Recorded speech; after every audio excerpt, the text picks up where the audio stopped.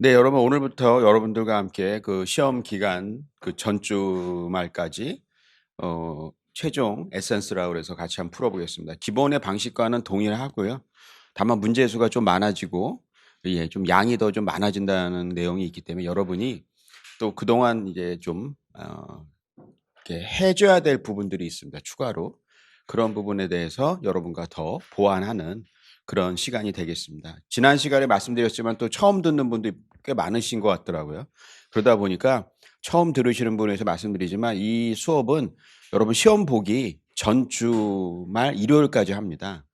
그러니까 여러분이 시험 보는 날짜가 정해져 있지만 또 위드 코로나 함께 코로나랑 11월 달부터 가면서 제가 듣기로는 위드 코로나로 함께 가면 환자가 하루에 10,000명 이상 나올 수도 있대요. 예. 뭐 그 이상도 나온다고 저한테 그러던데. 그래서 만약에 그렇게 되면 또 바뀔 수가 있어서 혹시 몰라서 이렇게 말씀을 드리는 겁니다. 그래서 어쨌든 시험 보는 그 전주 일요일까지 수업은 계속한다. 이렇게 여러분이 알고 계시면 되겠습니다. 그래서 시험을 뭐 늦게 보면 우리는 더 하는 거고 그러면 뭐 더 우리가 보완이 되겠죠. 그 여러분들이 그 많이 이렇게 지역에 대해서 이렇게 문의를 많이 주셨습니다. 메일도 되게 많이 오는데 그냥 그 여러분한테 꼭 부탁드리고 싶은 거는 그 이 지역에 관한 거를 상담하실 때는 그 제목에 지역에 대한 상담이라고 좀 적어 주시면 좋겠습니다. 그게 왜 그러냐면 여러분이 거기다 첨삭이라고 쓰고 내용에는 지역 상담이라고 그러면 여러분이 아시겠지만 이 메일이 오면은 처음에 안 읽은 볼드하게 나오잖아요. 근데 이게 메일이 한두 개면 그럴 일 없지만 한 번 제가 로그인할 때마다 한 30-40 개씩 뜨거든요. 그러면 첨삭을 은 우선순위가 밀립니다. 지금 이번 주에는 당연히. 그러다 보니까 어떤 분은 첨삭 그 내용에다가 또 상담 내용 쓰시는 분인데 그거를 이렇게 개별 메일로 좀 보내주세요. 개별로. 왜냐하면 한번 열면 아까 말씀인 것처럼 제가 본 거고 또 네이버 같은 경우는 거기에 메일을 보내면 또 그 메일 가지고 또 보내려고 보면 나오잖아요. 메일을 보냈습니다 하면 제가 혼동이 오는 거야 이게. 그래서 제발 개별로 좀 보내 달라 개별로. 그게 큰 어려움이 아니잖아요. 그러니까 그렇게 좀 해 주셨으면 하는 그런 바람이고요. 어쨌든 금요일까지 온 그 상담에 대해서는 제가 답을 다 드렸거든요. 혹시라도 뭐 안 온 게 있거나 그러면 다시 보내 주시면 될 것 같고요.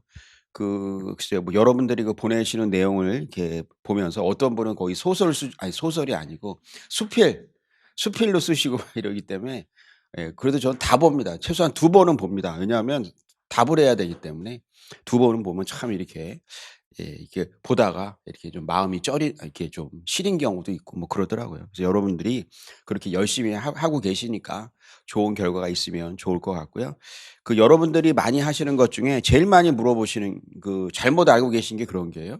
나이가 많으면 점수를 안 준다 그러는 거죠. 그 반대인데요. 여러분이 너무 뭘 잘못 알고 있는 것 같아요. 나이가 너무 적다는 거는 사실은 뭐 24도 있습니다. 네. 너무 적으면 고민이 많습니다, 면접관의 입장에서. 너무 적으면. 왜냐하면 나이가 적은 분들이 점수가 잘 나옵니다. 솔직하게 말씀드리면. 그래서 면접의 비중을 자꾸 높이는 겁니다. 뭐 이번에 토론도 있고 또 계속 면접의 비중을 높이는 이유가 이 특징이 이게 왜냐하면 조리사분과 함께 생활하기 때문에 휘둘리는 경우가 굉장히 많다는 내용이 굉장히 많고요. 그러다 보니까 너무 그래서 제가 여러분들한테 굉장히 젊으신 분들한테는 지원을 할 때 어디 다른 좀 합격이 용이한 데 가서 1년 정도 경험하시고 오시는 게 더 나을 수도 있다라는 말씀을 자꾸 드리는 이유가 그런 부분에 있습니다. 여러분이 잘못 알고 계시더라고요.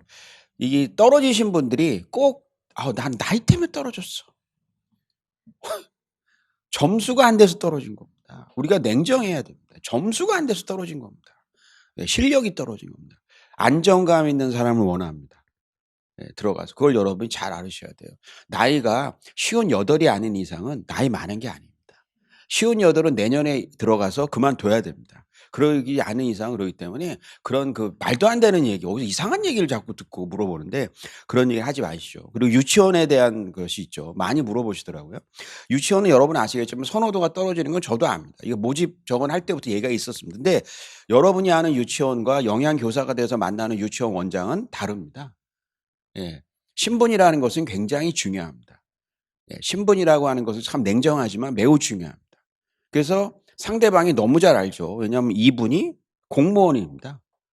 전에 만났던 그런 영양사분과는 다르다는 걸 본인이 더 잘 압니다.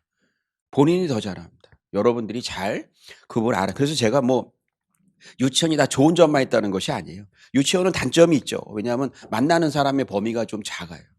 좀 다른 여러 선생님들을 만났으면 좋은데 그러지 못하는 단점은 있지만 대신 여러분이 생각하는 것처럼 물론 방학의 문제도 좀 있지만 대신 그런 아이들을 좋아하고 하시는 분은 충분히 그런 뭐 유치원 원장이 뭐 갑질을 어떻게 합니까? 상대방이 있는데요. 상대방이 위치가 있으면 갑질을 할 수가 없어요. 오히려 교감 선생님이 갑질을 할 수 있어도 유치원 원장은 그런 걸 잘 압니다. 그러니까 여러분이 그런 부분에 대해서는 너무 걱정하지 않으셔야 된다. 지역에 대한 오해가 상당히 많은데요, 여러분이. 뭐 지역에 대한 오해를 할 때 제가 많이 들어보는 것이 여러분은 어떤 특정한 지역을 선택하실 때 내가 그 지역에 그 시에 갈 거로 생각하시더라고요. 무슨 얘기냐면 충청북도를 지원하면 난 청주가 되는 줄 알아요. 충청북도가 왜 청주만 있습니까? 굉장히 많은 지역이 있죠. 착각하시더라고요. 그런 부분을 제가 여러분이 꼭 알아야 돼요. 충청북도 가서 여러분이 괴산군에 배정될 수도 있습니다. 영동군에 배정될 수도 있습니다. 그런 거를 생각을 안 하시죠. 마찬가지로 경기도도 어떻게 자기가 경기도 판교 분당에 되시는 분은요 서울에 그냥 넣으세요. 합격이에요. 예. 제일 높아요.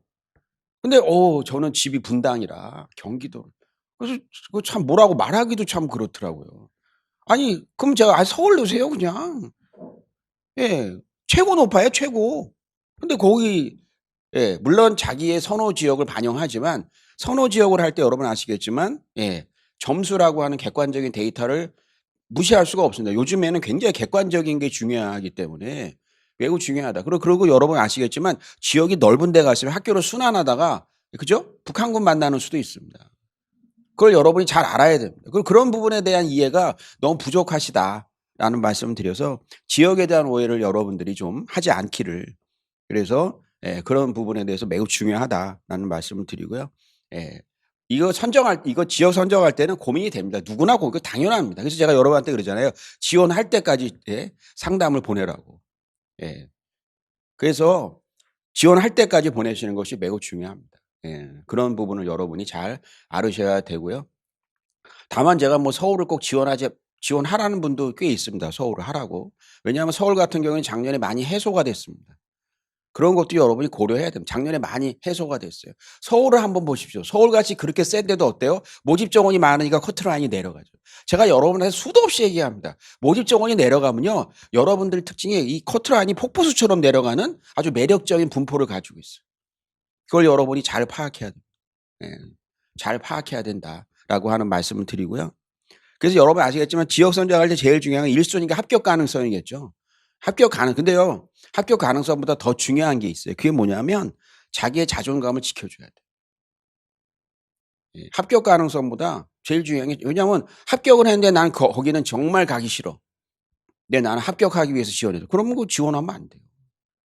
여러분이 거길 지원한다는 거는 최소한 육아휴직을 할 망정 아니면 거기서 1년 있다가 내가 서울을 볼 거야 뭐 이렇게 볼 거라고 할지언정 반드시 그 지역에 대해서 애정이 있어야 됩니다. 그래야 서로가 해피한 거지 그 만나는 학생들은 무슨 죄예요? 여러분 그런 건 매우 자존감이 중요합니다. 제가 대학교를 갈 때도 여러분들이 지금 갈 때보다 더 고민을 했겠죠. 마찬가지입니다 저도. 저보고 농대 가라고 그래서 제가 농대는 안 가겠다고. 그래 가지고 해서 뭐 지금 학교를 나왔지만 중요한 거는 만약에 저보고 그 밑에 학교로 가라 했으면 저는 안 갔어요. 저의 마지노선이었어요. 그래서 마지노선이라서 거기 그 마지노선은 내가 그냥 여기까지는 내가 가서 맨날 가을에 응원전하고 그 재미로 다녀야 되겠다. 그 마음으로 내가 간 거지. 내가 농대는 가기 싫다. 왜냐하면 농대가 그다음에 수원에 있으니까. 가기 싫다. 그래서 집에다가도 그렇게 얘기했었어요. 저는 뭐 집에서 "농대를 가라." 그래서 그리고 뭐 "재수를 해라." 뭐 이래서 아우 재수는 뭐 그러니까 참 "재수를 하지 말아라." 그러니까 "농대라도 가라." 뭐 자꾸 그러니까 그냥 그러면 그냥 지하철 타고 다닐래요. 그래 가지고 그냥 간 거예요. 그리고 거기가 제 마지노선이었어요. 만약에 거기 다른 그 밑에 있는 학교가 나왔으면 그때는 재수했을 거예요. 집하고 싸워서라도. 난 재수해야 되겠다고. 못 가겠다고. 왜냐하면 평생 꼬리표가 붙으니까. 그런 게 있어요, 사람. 그래서 자존감이라는 것을 여러분이 살리면서 가야 돼요. 그래서 제가 여러분한테 뭐 여기가 합격 가능성이 많다. 그래서 1 순위, 2 순위 이렇게 정해 준 이유가 그중에서 내가 자존감이 있는 데를 지원하라는 거예요. 그걸 여러분이 알아야 되고 또 여러분들이 그런 분이 있어요. 여기는 지금 모집 인원이 많으니까 지원자가 많아서 혹시 안 올라갑니다. 뭐 착각하지 마세요. 예. 그 어느 경우에도 제가 특정 지역을 얘기하는 게 아니라 그 어느 지역 그 어떤 경우도 서울보다 전남, 경남이 높을 수는 없습니다. 그건 엄연한 현실입니다. 예. 그걸 여러분이 잘 알아요. 울산 보세요. 울산은 커트라인이 굉장히 칼 같은 데입니다. 울산은 여러분 인구가 울산이 광역시입니다. 대전도 광역시입니다. 비교해 보십시오. 울산은 독립된 경제권을 이루지만 모집 인원이 제 기억으로 8명인 걸로 아는데 대전도 독립된 경영하지만 모집 인원이 20명이죠. 대전은 근데 여러분 어때요? 충남과 충북, 세종시가 옆에서 다 해 주죠. 그렇기 때문에 어쨌든 또 너무 얘기하면 그러니까 또 몰릴 수도 있고 어쨌든 그게 여러분들이 그런 거를 다 고려해 줘야 돼요. 그래서 여러분이 지역이 좁은 데 가는 게 굉장히 좋은 거예요. 왜요? 학교를 옮기잖아요. 학교를 옮길 때도 어때요? 굉장히 편하죠. 네. 대전은 어때요? 심하게 말해서 그냥 자전거 타고 다녀도 돼. 사이클 타고 다녀. 이번에 전금 자전거. 충북 가 봐. 내가 왜 청주시만 있나? 예.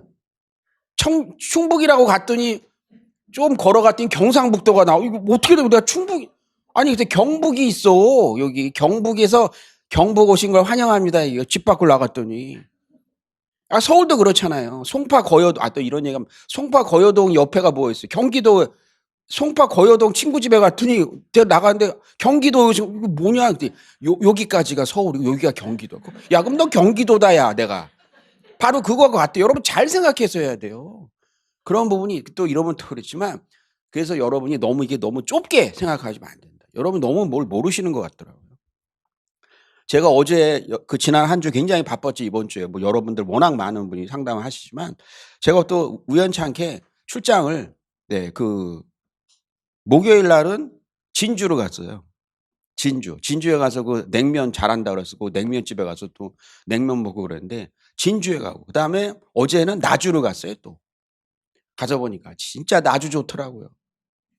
제가 뭐라는 게 아니라 제가 그 나주에 있는 그 공무원들 보고 그랬어요. 나 같으면 여기서 살겠다고.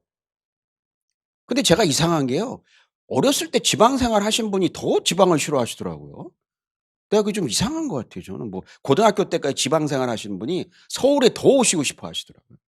저는 본 적이 서울이고 제 부모님도 다 서울이라서 그런지 모르지만 저는 이렇게 나주에 어제 갔더니 너무 좋더라고요. 이렇게 거의 판교 수준이더라고요. 새로 막 져 가지고 혁신도시를 져 가지고. 그래서 "여기 사시죠?" 그랬더니 저보고 살아보래요. 그래서 내가 물어봤더니 그분도 역시 대학까지는 지방에서 있으셨더라고요. 어떻게 뭐 그래서 내가 '참 희한하다.'라고 느꼈는데 어쨌든 제일 중요한 게 여러분이 자존감입니다. 제가 여러 번 상담을 하지만 저는 여러분한테 여기가 커트라인이 더 높을 수가 있고 낮을 수가 있고 그 얘기를 해 줄 뿐이지 내가 마음에 들어야 돼요. 내가 그 학교를 버틸 수 있어야 돼요. 그 학교래. 그 지역을 버틸 수 있어야 돼요. 그런 것이 매우 중요하다라고 말씀을 드리고요. 제가 항상 말씀드리지만 자존감과 자존심은 다릅니다. 자존심이 세신 분들이 지원을 첫날 하죠. 승부수 그게 무슨 승부수입니까? 무모함이지. 왜 그런 무모함을 하죠? 전 이해가 안 가. 끝에까지 쥐고 있으세요. 혹시 불안하니까 그래도 그죠? 오후 돼서 마감일 날 오후에는 넣어야죠.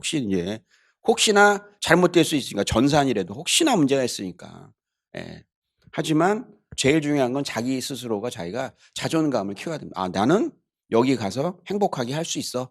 물론 내가 혹시 재임용을 할 수도 있겠지만 그래도 내가 혹시라도 여기 들어가서 마음을 정착하고 다닐 수 있다. 그러면 그게 행복한 거죠. 뭐 작년에 어떤 분이 그 경기도 안성에 내셨어요. 그래서 저는 사실 걱정을 했어요. 근데 됐다고 해서 얼마 있다 안성이 됐대요. 그래서 제가 어떡하지? 근데 그분이 너무 좋아하시더라고요. 네. 안성이 돼서 거기에 아주 딱 자리를 잡으시더라고요. 예. 그런 것들이 너무 여러분 좋습니다. 그리고 여러분이 지금 신혼 대부분 젊은 분이니까 저희 남편이 떨어지면 안 되고 좀 지나 보세요. 3 대가 덕을 쌓아야 된답니다. 3 대가 덕을 쌓아야 돼요. 예. 신랑이 "자기야 나 거기 같이 내려와." "아니야, 아니야." "뭔데 뭐하러." "여기서 같이." 이렇게. 그런 것이 중요합니다 여러분. 왜냐하면 여러분이 이 직장이 몇 년 하고 말 게 아니지 않습니까? 그래서 그런 것들을 좀 말씀드리고 싶고 어쨌든 지원하시기 전까지 계속 뭐 10 번을 해도 좋고 20번 해도 좋고 그런데 여러분이 보내시면 예 되겠습니다. 근데 그 자신의 그 개인 사정을 너무 많이 쓰실 필요는 없어요. 예. 그냥 그 뭐 본인이 초수다, 뭐 재수다, 뭐 두 번째, 세 번째 보시면 전에 어땠다. 그리고 지역 왜냐하면 제가 지역의 그 인원을 다 외울 수가 없잖아요. 그러니까 뭐 이 지역을 생각하는데 인원은 얼마였다. 뭐 이런 거 정도 얘기해 주시고 하면 제가 여러분들이 할 수 있게 나름대로 할 수 있다라는 말씀을 제가 드리면서 어쨌든 지역 선정에 관해서는 이렇게 마치겠습니다. 예. 여러분과 함께 인제 오늘은 슬라이드가 아까 말씀한 것처럼 좀 많습니다. 그동안 우리가 보통 하루에 150장 정도 했는데 오늘 190장 정도 됩니다. 그래서 여러분이 좀 빠른 속도로 해야 되니까 또 15 분을 잡아먹었습니다. 그러니까 여러분들이 보다 더 빠르게 잘 이해해 주시면 좋을 것 같습니다. 단체 급식이죠. 여러분을 단체 급식에 영양교사로 채용하는 이유는 뭐죠? 가장 중요한 게 세 가지죠. 세 가지가 뭡니까? 영양 필요량을 충족시켜 줘야 됩니다. 이 문항을 외웠다면 여러분 이걸 외워서 공부했다면 참 문제가 있는 거예요. 여러분이 영양교사로 왜 나라에서 그 많은 예산을 써서 투입시키죠? 예. 여러분 600 명이 넘는 분을 예산이 1 년에 들어가는 예산만 700 억이 들어간대요. 급여하고 뭐 해 주고 이래야 되기 때문에. 700 억이 들어가요. 왜 700 억을 나라에서 써요? 바로 영양 필요량을 충족시켜 주자고 하는 거죠. 두 번째는 바로 뭐죠? 학생들을 맛있게 먹게 하는 거예요. 맛있어야 돼. 그러니까 바로 뭡니까? 조리 방법을 좀 개선시켜 달라는 거예요. 세 번째가 바로 뭐죠? 안전하게 해 달라는. 그래서 기억, 니은, 디귿이 반드시 그거에 대한 내용이에요. 제가 여러분한테 기억, 니은, 디귿을 그냥 제 마음대로 가로친 게 아니라 그게 핵심 내용이에요. 물론 여기 보면 7 가지가 있죠. 근데 여러분이 아시겠지만 경제성이라고 하는 것은 영양교사가 신경 쓸 일은 별로 없어요. 예. 사실은 그렇죠. 꼭 우리 학생한테 필요하다면 돈을 써야죠. 그래서 말씀인 것처럼 단체 급식은 학생의 영양 개선과 건강 증들을 달성하는 목표를 가지고 있어요. 이를 위해서는 메뉴 설정이 매우 중요한 부분이 되고 가라안에 해당하는 내용을 기입하시오. 여러분이 아시는 것처럼 메뉴 설정할 때 제일 중요한 게 뭐야? 이런 것들은 면접 볼 때도 물어볼 수 있는 거죠. 메뉴 설정을 무엇으로 하냐고 물어보면 버벅대는 분이 있다 이거죠. 그러면 면접관에 있죠. 아니 메뉴 설정하라고 여러분 뽑은 거 아니에요? 메뉴 설정이라고 하는 건 여러분이 생각할 때 그냥 찍는 게 아니에요. 맥도날드 오늘은 맥모닝 뭐 무슨 그게 아니고 메뉴 설정이라고 하는 것은 여기 나오죠. 고려사항 7 가지 중에 영양 필요량을 반드시 충족시켜 줘야 돼요. 영양 필요를 충족시켜 줘야 되죠. 식습관과 기호도를 고려해야 되죠. 근데 말씀인 것처럼 식습관과 기호도도 고려해야 되지만 기존의 기호도만 생각하면 안 되는 거죠. 제가 옛날에 추어탕을 못 먹었지만 어떤 분이 추어탕 잘하는 데가 있어. 한번 나랑 같이 가서 먹어봐. 진짜 거기 가면 좋아하게 될 거라 추어탕 집을 데려가서 먹어보니까 그다음부터 제가 추어탕을 잘 먹게 됐어요. 조리 방법이 중요한 거예요. 조리 방법이. 그래서 니은이라고 하는 건 틀림없이 조리에 관련한 내용이 나올 수밖에 없어요. 그래서 맛있게 만들어. 그래서 여러분한테 시험 낼 때 연근에 관한 내용을 자꾸 물어보잖아요. 젊은 학생들은 물렁거리는 거 싫어하거든요. 딱딱하게 만들어주고 어떻게 하면 하얗게 만들어고. 그러다 보니 여러분 아시겠지만 색소가 떠오르게 되는 거죠. 엔소잔틴 색소가 떠오르게 되는 것들을 여러분이 확인할 수 있어요. 엔소시아닌이라고 하는 것과 엔소잔틴이라고 하는 것은 산성에 더욱 안정한 특징을 가지고 있지만 클로로필은 반대로 산성에 불안정한 특징을 가지고 있죠. 클로로필은 여러분 아시겠지만 금속과 치환해서 색을 안정화시켜 주지만 이런 플라보노이드 계통의 2 가지 색소는 오히려 금속에 놓쳐서 색이 변색되는 면이 있다. 이런 것이 바로 장단점이다라고 분명히 구분이 되고 있죠. 소요 경비에 대한 경제성. 물론 영양교사가 이것까지 신경 쓰면 좋겠지만 여러분이 영리기관에 있는 것이 아니기 때문에 어쨌든 조리종사원의 숙련도, 시설 및 설비 조건까지 여러분이 고려해 주면 좋겠고 근데 중요한 것이 마지막으로는 뭐죠? 학생한테 안전하고 위생적으로 해야죠. 제일 중요한 것이 바로 기억, 니은, 디귿이에요. 7 가지 중에. 이런 것들은 여러분이 시험 문제 자체도 중요하지만 면접 볼 때도 이런 것들을 여러분이 잘 알고 있어야 된다라고 하는 거죠. 기억은 한국인 영양섭취 기준에 의해서 기억 기준이 설정된다고 나와 있어요. 대다수의 우리나라 사람들이 건강을 최저 상태로 유지하고 질병을 예방하는 데 도움이 되도록 결정이 되었습니다. 니온은 식품의 맛과 풍미를 높이는 데 필요하다고 세부적으로 또 알려주고 있어요. 디귿은 식품 확인, 식품 보관, 조리 과정의 소독 여부, 뜨거운 음식과 찬 음식의 혼합 여부, 그리고 배식되는 시간 등의 관리를 포함한다. 그래서 여러분이 보시면 알겠지만 이런 것들이 시험 문제에 다 나오잖아요. 디귿에 관한 것이 바로 여러분이 아시는 것처럼 위생관리, 해썹관리 이런 거 할 때 시험 문제에 계속 내고 있지 않습니까? 영양 필요량이다라고 하는 거죠. 두 번째가 바로 식품의 조리 기술이죠. 여러분은 자꾸 단어에만 신경 써요. 하지 말고 의미를 생각해 보세요. 내가 가서 해야 될 일이 바로 그거다 이거. 식품의 배합과 조리 기술, 식품의 안전성, 위생적인 면, 특히 중요하다라고 하는 거고, 청소년들 같은 경우 여러분 아시겠지만 지방식품을 되게 좋아하고, 지방식품이라고 하는 것은 고온에 노출된다. 고온에 노출된다고 하는 것은 지방식품 같은 경우에 특히 말로날데하이드 이런 문제가 있고, 고온에 노출되니까 벤조피렌이라고 하는 것이 문제가 되겠구나라고 하는 것을 여러분 너무나 잘 알고 있고, 청소년들은 감자튀김 되게 좋아하죠. 여러분이 아시는 아크릴아마이드라고 하는 것이 매우 중요하겠구나라고 하는 것들이 머릿속에 툭툭툭 떠올라줘야 된다라고 하는 것이죠. 단체 급식 메뉴입니다. 식단이나 차림표 등으로 불리는 메뉴는 상세히 기록한다라는 거를 가지고 있다라는 거죠. 근데 메뉴만 보고 들어가서는 안 되겠더라고요. 하도 그 영양교사분들이 메뉴를 멋지게 쓰다 보니까 저희 회사도 그렇고 이 메뉴와 실제가 매치되지 않는 경우가 상당히 많죠. 그래서 대단한 실망감을 주는 경우가 굉장히 많아요. 참 보면 어떻게 그런 이름을 지어내는지 저같이 전공한 사람도 봐도 이야 이런 메뉴가 있구나라고 하는 거죠. 예. 지난번에 그냥 소떡소떡 이러야지 이번에 새로 오신 저희 회사에 우리 소떡소떡 아주 이상하게 프랑스 말로 써놔가지고 근데 이게 뭐지? 내가 그랬다니까요. 그래서 제가 그날 기대하고 갔어요. 근데 없어 그게.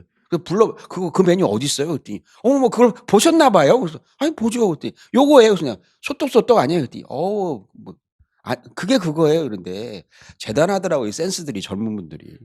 사기죠. 그 정도면. 메뉴는 개별적으로 서비스될 수 있는 음식의 목록인데 만에 식단은 주로 단체 급식소에 국한되어 사용되면 주로 조합되어 서비스되는 음식의 목록이다. 메뉴는 요구를 충족시킨과 동시에 조직의 목표를 달성할 수 있도록 계획 관리돼야 된다라고 나와요. 그래서 말씀드린 것처럼 메뉴에 고려사항 나와 있어요. 여러분한테 말씀드린 것처럼 이것이 7가지인데 7가지를 제가 외우라는 뜻으로 말씀드린 게 제일 중요한 것이 영양 필요량이에요. 그다음에 조리 기술이 중요해요.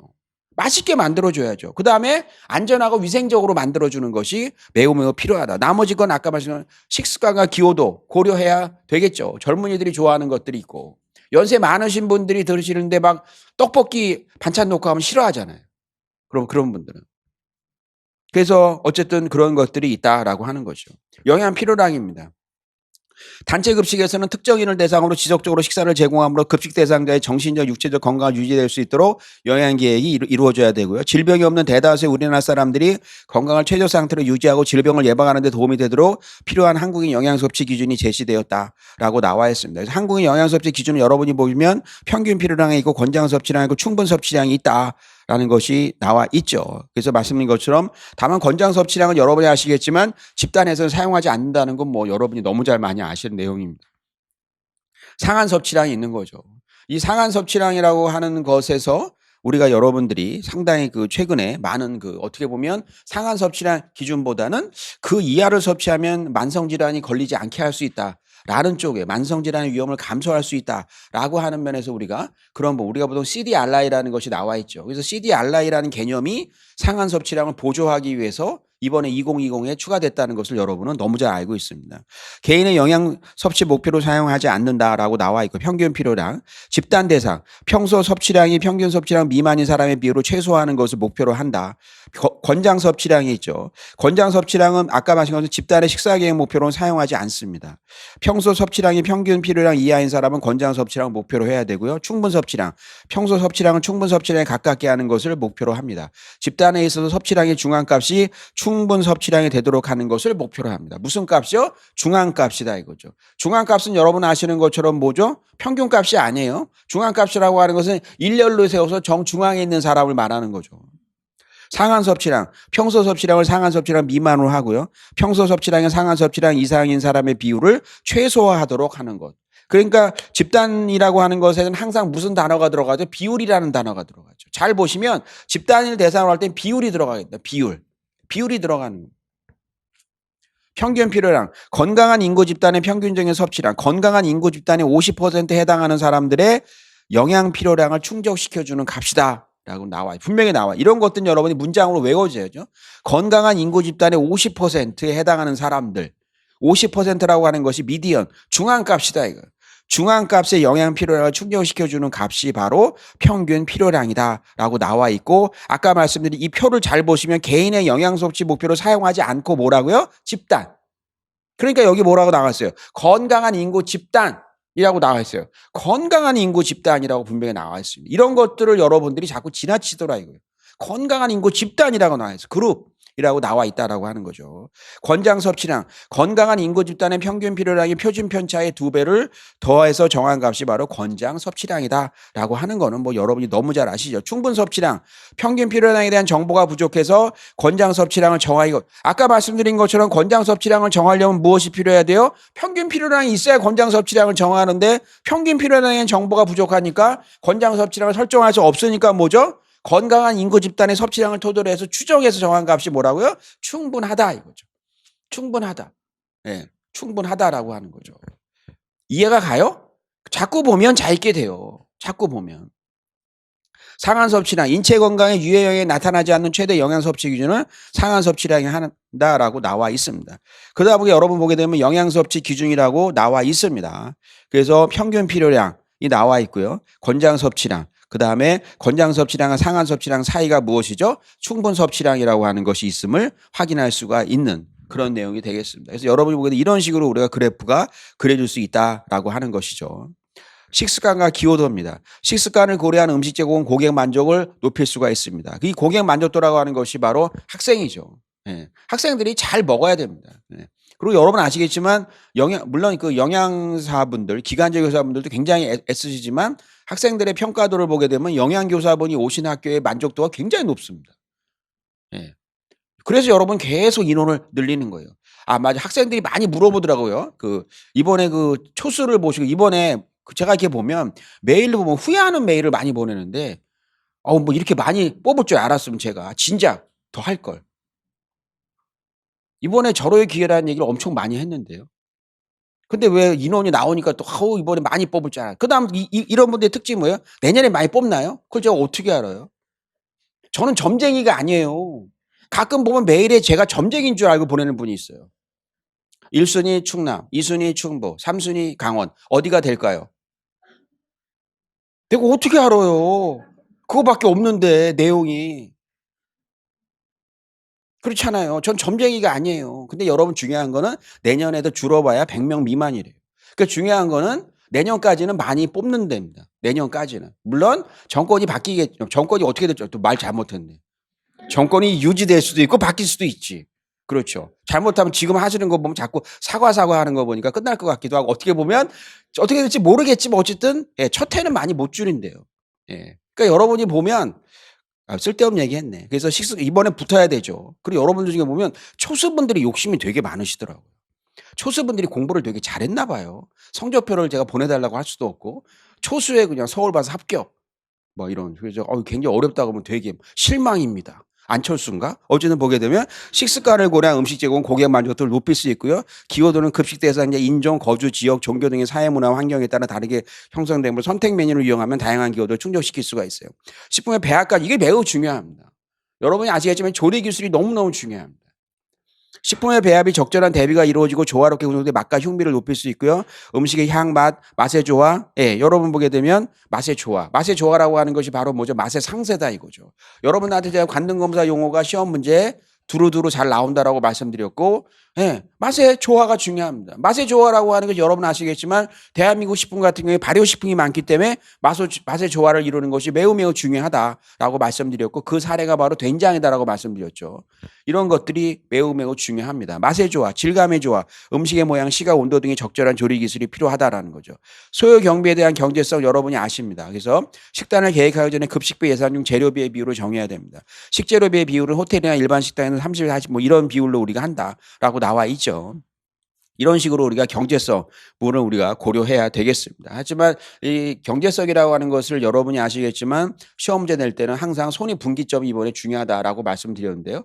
제가 손익분기점이 중요하다고 그랬지 여러분 보고 회계사 되라고 그런 적이 없어요. 학생들이 저한테 많이 물어보실 때 뭐 개별 음식에 대한 그런 거 안 냅니다. 여러분 회계사 시험 봅니까?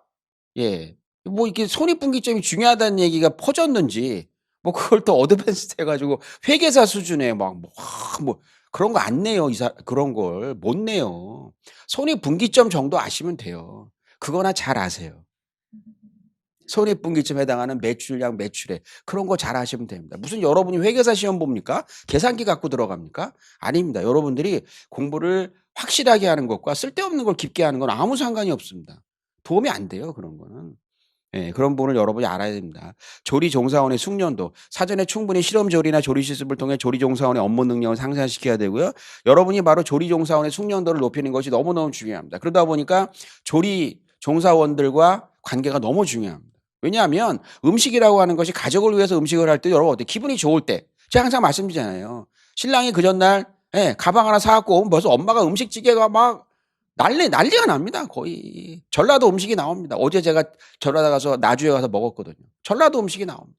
근데 엄마가 기분이 안 좋으면 음식이 또 특정 지역을 말할 수는 없고 음식이 짜게 나옵니다. 북한도 음식을 잘하네. 페루 음식이 나옵니다. 이게 어떻게 되겠습니까? 바로 그러다 보니까 이 관계가 매우 중요합니다. 조리종사원의 관계. 그래서 영양교사가 조금 경험이 있는 분들을 다 원합니다. 일단 밥이 맛있어야 되잖아요. 학생들 교육도 중요하지만 그걸 잘 컨트롤할 수 있는 분, 그런 분들을 원하죠. 이를 통해서 배식 지연이나 조리 능력 저하로 인한 품질 저하 가능성을 줄이는 것이 너무너무 중요하다라고 하는 거죠. 시설 및 설비 조건, 단체 급식 조리를 위해 노동력을 절약하면서도 고객이 만족할 수 있는 음식을 만들 수 있는 효율적인 기기를 구분해야 된다. 시설 설비 관리 한번 보겠습니다. 다양한 조건들을 고려해서 정해진 면적 안에서 작업의 동선에 따라 기기류를 배치해서 합리적이고 능률적인 작업이 될 수 있도록 하고, 여러분이 아시겠지만 동작 경제의 원칙이라고 하는 것을 꼭 지켜야 된다는 것을 여러분 알고 있고 단체 급식을 할 때 여러 번 공부했었던 그런 내용입니다. 조리장 설계 계획이죠. 다양한 조건들을 고려해서 정해진 면적 안에서 작업의 동선에 따라 기기류를 배치해서 합리적이고 능률적인 작업이 될 수 있도록 하는 것이고 중요하고, 이런 기기 시설 설비 관리에서는 2년마다 한 번씩 꼭 시험 문제 냈다고 하는 것을 꼭 여러분이 알아주셔야 되겠습니다. 이 시설 설비 관리할 때도 이 사람의 특징은 뭐죠? 제가 그랬죠. 그림, 그래프 좋아하고 숫자 좋아한다 라는 말씀을 한테 계속 말씀드리고 있어요. 전에 아마 조명 문제를 냈을 겁니다. 그래서 이런 것들을 여러분이 반드시 알아야 된다라고 말씀을 계속 드리고 있어요. 그래서 여러분이 아시는 것처럼 일반 작업구역과 청결 작업구역으로 나누는 것이 중요하다. 그래서 일반 작업구역, 검수구역, 전처리구역, 식재료 저장구역, 그다음에 세정구역, 청결 작업구역은 조리, 그다음에 정량 및 배송구역, 식기보관구역이라고 하는 거죠. 그래서 말씀드린 것처럼 이 세 가지가 청결 작업구역이다. 그래서 일반 작업구역과 이렇게 구분이 된다라고 하는 걸 여러분이 알아야 되겠습니다. 그래서 작업공간에 설계해서 검수공간이죠. 면적은 급식설의 규모, 식재료 납품의 횟수와 형태, 한 번에 납품되는 식재료 양에 따라 달라지죠. 식재료를 안전하고 신속하게 취급할 수 있도록 설계해야 되는 것은 기본입니다. 저장 공간입니다. 검수구역과 조리구역 사이에 배치한다. 제가 지금 이런 얘기할 때 여러분이 어디가 조명이 가장 밝아야 되는지 여러분 머릿속에 떠오르기 전 바랍니다.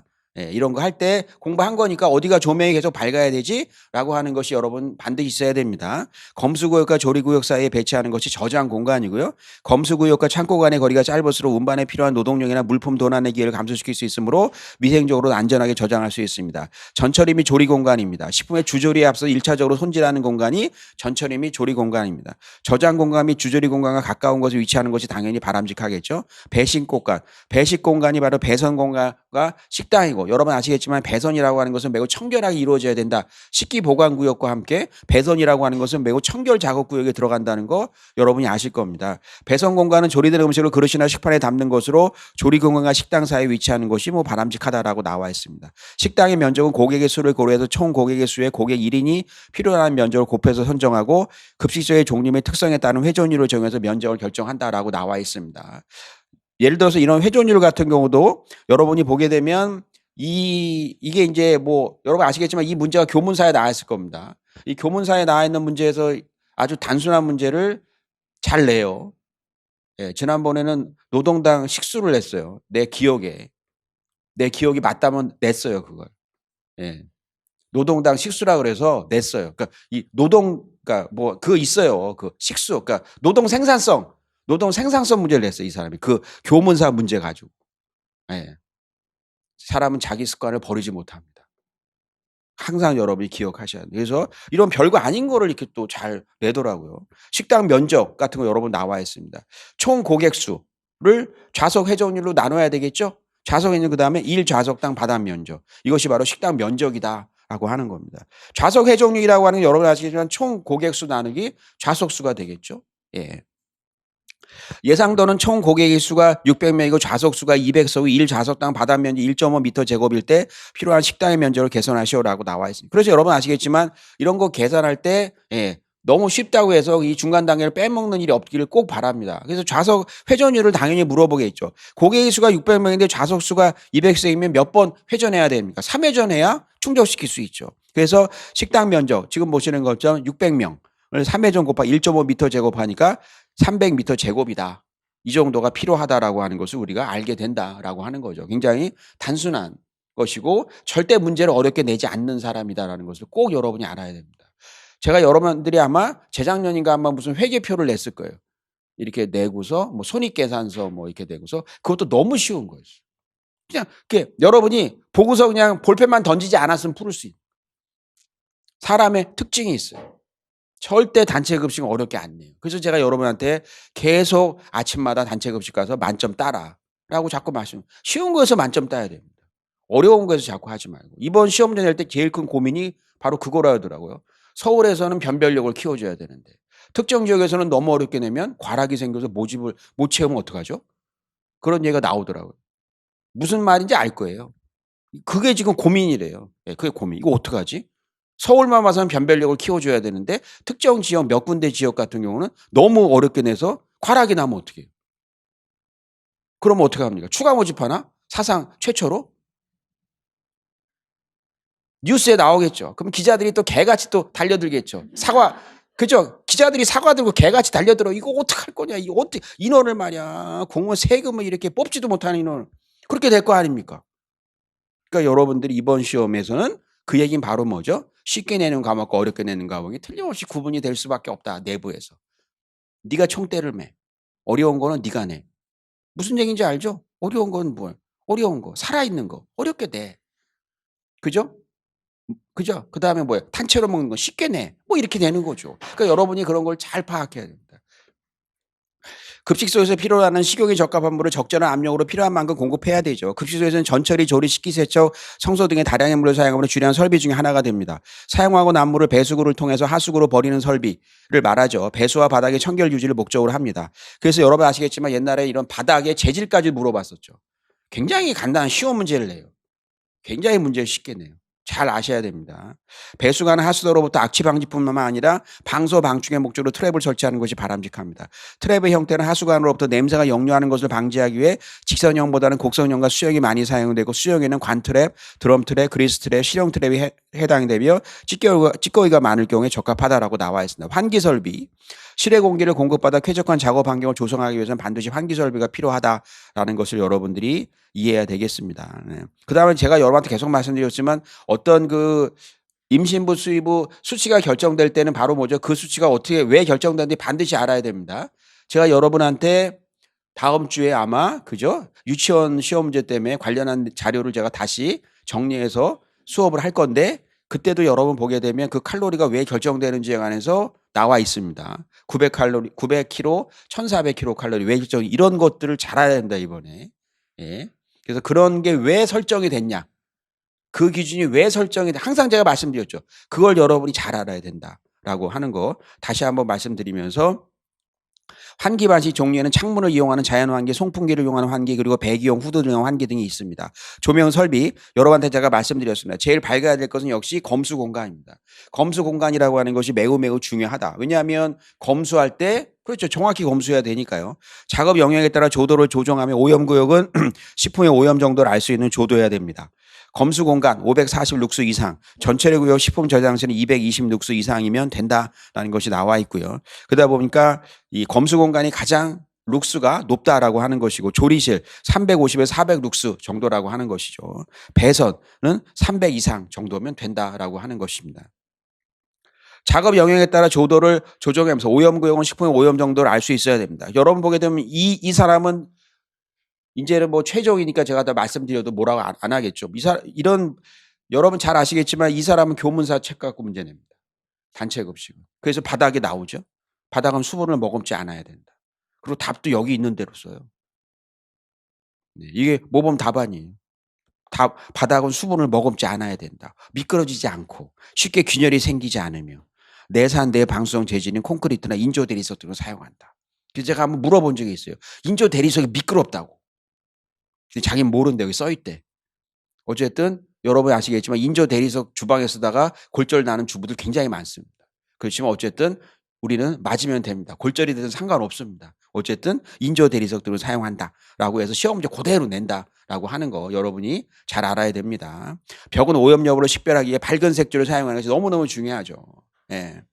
수분이 침투되지 않고 청소하기 쉬우며 이물이나 먼지 등이 쌓이지 않도록 표면이 고르고 매끄러우며 마모나 부식에 저항성이 있어야 된다라고 나오고 일단 기본적으로 벽이라고 하는 것은 기본적으로 밝은 색으로 칠하는 것이 기본이다라고 하는 것이죠.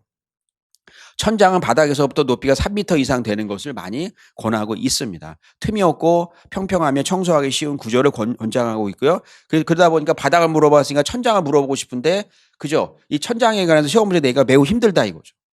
네. 그러다 보니까 이제 숫자 그러니까 이 천장에 갖춰야 될 조건 중에 중요한 것이 바로 먼저 높이죠.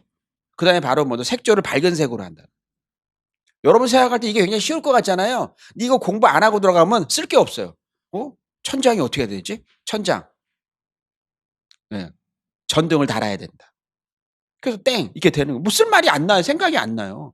천장은 바닥에서 높이가 3m 이상 돼야 되고 가능한 밝은 색으로 하는 것이 이런 조리 관련한 실에는 매우 중요하다라고 하는 거죠. 창문은 직사광선을 막을 수 있도록 설계하는 것이 중요하고 이 창문을 말씀 것처럼 가급적 밀폐하는 것이 매우 중요해요. 그러니까 공기 정화 설비를 갖춰야 됩니다. 밀폐가 돼야 여러분 아시겠지만 뭐죠? 방충의 문제가 처리가 되거든요. 항상 말씀드린 것처럼 이런 우리가 식당에서 제일 기분 나쁜 게 뭐예요? 파리가 돌아다니는 거예요. 그러면 그 식당을 가고 싶지가 않아요. 파리가 돌아다니는.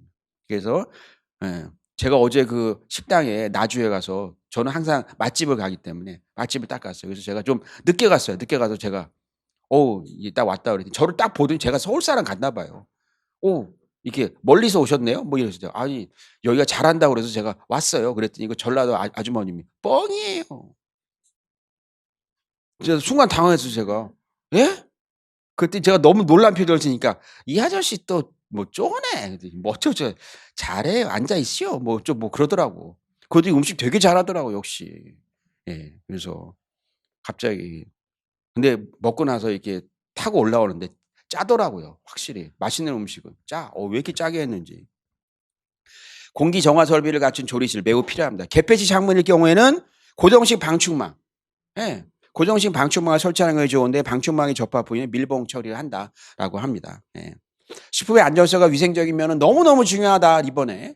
제가 여러분한테 수도 없이 많이 말씀드렸습니다. 식품의 안정성과 위생적인 면 너무 중요하다라는 말씀을 여러분한테 드렸습니다. 예. 식단을 작성할 때는 잠재적으로 그리고 여러분한테 그람 음성, 그람 양성 지난 시간에 그죠? 육류 같은데 오염되는 거 저온에서 생기는 거 얘기 분명히 했습니다. 여러분한테 말씀드리지만 살모넬라는 시험 문제 또 내기가 부담되는 거는 제가 느낀 것뿐만 아니라 당사자들도 느끼더라고요. 살모넬라가 너무 많이 나왔기 때문에 살모넬라를 내고 싶지만 너무 연속으로 나고 살모넬라가 저온의 강점이 있잖아요. 저온의 강점이 있는 애 두 개 여러분이 아시죠? 예, 리스테리아와 여시니아라고 하는 걸 잘 아시죠? 그람 음성, 그람 양성으로 구분해서 여러분과 함께 공부했었던 기억이 지난주에 공부했었죠? 예. 식단을 작성할 때는 잠재적으로 위해한 식품의 확인은 물론 식품을 보관조리해서 제공하는 과정에서 그리고 말씀드리지만 그런 위생할 때는 미생물과 대표적인 식품이 꼭 나오니까 다른 생각하지 말아라 라고 했어요. 잎이 넓은 채소 그럼 뭐라 했어요? 엽산이라는 거예요. 뭐 더 이상 얘기하지 마요. 거기 시비 걸지 마. 잎이 넓은데 뒤에 뭐 잎이 좁아 신경 쓰지 마. 잎이 넓어 그러면 엽산이야. 일단 맞으면 돼. 그럼 미생물도 역시 마찬가지예요. 닭 그럼 뭐 해야 돼요? 제주를 부리라고 그랬죠? 그렇잖아요. 닭이 나왔다. 그럼 제주를 부려라. 예? 뭔 얘기인지 알 때 모르더라고 또. 캠필로박터 제준이라는 뜻이에요. 그죠? 예. 그죠. 그래서 말씀드린 것처럼 예. 과정에서 소독 수행 여부, 뜨거운 음식과 찬 음식 혼합 여부, 조리 후 배식되는 시간 등 위의 요소의 위생적 관리를 고해서 식품의 안전성을 확보해야 된다라고 하는 거 여러분들이 알아주셔야 되겠습니다. 네. 냉장 및 냉동 저장에 주의할 점입니다. 냉장고는 5도 이하, 냉동고는 영하 18도 이하의 내부 온도를 유지하도록 한다라고 나와 있습니다. 그래서 냉장고 5도 이하, 그다음에 냉동고는 영하 18도 이하, 그다음에 냉장 냉동용량 70% 이하를 하는 것을 기본으로 합니다. 창고형 냉장실의 경우에는 40% 이하죠. 예. 그래서 적정 유지되도록 한다라고 하는 것입니다. 선입 선출에 따라 관리하며 보관 중인 재료는 덮거나 포장해서 식재료 간 교차에 일어나지 않도록 하는 것이 매우 매우 중요합니다. 네. 서로 간에 이렇게 포장이 돼 있어야 되겠죠. 교차형 방지가 너무너무 중요합니다. 그래서 여러분 아시겠지만 이런 저온에서도 뭐죠? 균이 죽지 않기 때문에 그래요. 죽지 않아요. 여러분한테 말씀드린 것처럼. 냉장 보관실 교차형 방지를 위해서 날 음식은 냉장실에 그렇죠. 아래쪽에 가열조리 식품 위쪽에 보관합니다. 개봉하여 일부 사용한 통조림은 깨끗한 용기에 옮겨 담아 제품명과 유통기한 등을 표시한 후 냉장 보관한다라고 하는 걸 여러분 아시고 이걸 보는 순간 여러분이 갑자기 무엇이죠? 검식이 떠오를 겁니다. 그죠? 보관식 관련해서 반드시 여러분들이 알아야 된다라고 하는 거 네, 말씀드릴 수가 있습니다. 그래서 완제품 또 재료별로 몇 g씩 보관해야 되는지 꼭 여러분들이 알아야 되겠습니다. 상온 창고 저장 시 주의할 점 3가지죠. 유통기한이 짧은 것은 앞쪽에 진열하며 유통기한이 보이도록 정리합니다. 소분 보관 시에 각각의 제품명과 유통기한을 반드시 표시하여 보관하고요. 장마철에 높은 온도 및 습도에 의한 곰팡이 피해를 입지 않도록 주의한다라고 합니다. 선반은 바닥 및 벽에서 15cm 이상의 공간을 띄워 설치하는 것이 기본이다라고 하는 거죠. 여러분이 다 아는 내용이지만 예, 앞으로 따로 수업 시간에 볼 일이 없기 때문에 한번 보고 넘어가는 겁니다. 오늘. 식품 위의 것을 보관할 때는 식품과 위치를 구분해서 보관하고 식품 보관실에 세척제, 소독액 등의 유해 물질을 함께 보관하지 않는 것이 중요합니다. 교차염은 오염되지 않은 식재료와 음식이 오염된 식재료, 기구, 급식 정상에 접촉으로 인해 오염되는 것을 말하고 이런 교차염으로 해서 가장 문제가 됐던 것이 바로 캠필로박터 제준이라고 대한민국 식약처에는 기록이 나와 있습니다. 그래서 캠필로박터 제준이가 교차염이 어떻게 보면 산 증인이다라고 하는 거. 그리고 제가 여러분한테 그런 위생학에서 대한민국에서 오염이 됐던 거를 전에 한번 사례로 설명드린 기억이 있습니다. 분명히 설명드렸죠. 여러분 거기서 시험 문제 나올 가능성이 굉장히 많습니다. 왜냐하면 그게 대표 사례니까요. 당연히 대표 사례에서 내야죠. 대표 사례 여러분들한테 그 자료 다 제공했으니까 여러분이 잘 공부해서 그런 부분은 잘 이해하시면 좋을 것 같습니다. 그거 공부한 기억은 나나요? 그러면 성공한 겁니다. 공부한 기억이 안 난다고요? 그럼 여러분 다시 찾아보시면 돼요. 예. 그래서 지금 여러분 어때요? 공부가 잘 되죠? 지금 슬럼프 와요? 안 오죠? 그동안 슬럼프 온다는 것이 바로 뭐죠? 편해서 그런 거죠. 지금 슬럼프 옵니까? 안 옵니다. 왜요? 막 시험 보고 막 그죠? 막 보이는 거죠. 지금 오히려 무엇에 신경 쓰이죠? 내가 남도 쪽 2군데 넣어서 어떻게 돼 볼까? 그 생각에 집중하고 있는 거죠. 하루에도 생각이 몇 번 바뀌죠. 당연히 그런 거예요, 사람은. 안 그런 사람이 없어요. 다 그래. 여러분 그거는 당연하게 생각하시면 돼요. 하지만 공부의 속도는 늦지 말고. 그래서 공부하다가 지치면 뭐죠? 주사위를 돌리고 게임으로. 어느 지역? 심지어 왜냐하면 저한테 별의별 분 다 있어요. 점을 보는 분도 많더라고. 젊은 분들이. 네. 점도 보고 막 점에 별게 다 나와요 막. 그리고 요즘에 점을 목사님도 봐 주시나 봐. 목사님이 기도하시니까 거기를 가라 그랬더. 스님도 나오더라. 이야 대단해 요즘에. 그래서 어쨌든 보게 되면 교차염은 오염되지 않은 식재료와 음식이 오염된 식재료, 기구, 급식조상의 접촉으로 해서 오염되는 것을 말하고 여러분 아시겠지만 황색 포도당 구균 같은 경우는 바로 급식조상자의 접촉으로 인해서 오염될 확률이 많은 것이라고 하는 것을 여러분은 잘 알고 있죠. 그래서 황색 포도당 구균 같은 거 여러분 아시겠지만 무엇입니까? 가열해도 잘 사멸되지 않아요. 그러다 보니까 종사자들에 의해서 화농성 질환이 있는 분들 우리가 격리해야 되는 그런 이유가 거기에 있다는 것도 여러분은 너무 잘 알고 있습니다. 구역은 일반 구역과 청결구역으로 설정하는 것이고 전처리, 조리, 그죠? 기구 세척 등을 별도의 구역에서 실시한다라고 나와 있습니다. 조리기구나 용기는 식재료별 작업 상태별로 구분해서 사용합니다. 세척 용기, 세정제는 어육류 그리고 채소류 구분해서 사용한다는 거 너무 잘 알고 여러분들이 그죠? 도마 같은 것도 순서대로 어떻게 쓰는지 다 알고 있습니다. 식품 취급 작업은 바닥에서 하지 않으며 작업 중 식자재를 바닥에 방치하지 않는 것이 너무 중요합니다.